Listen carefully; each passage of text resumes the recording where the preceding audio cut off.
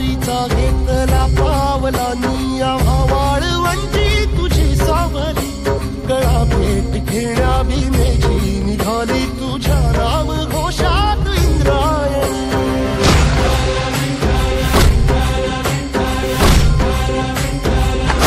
भिडे आसमंती ध्वजा वैष्णवांची उभी पंढरी आज नानावली तुझे नाव ओठी तुझे रूप ध्यानी जीवाला तुझी आस गा लागली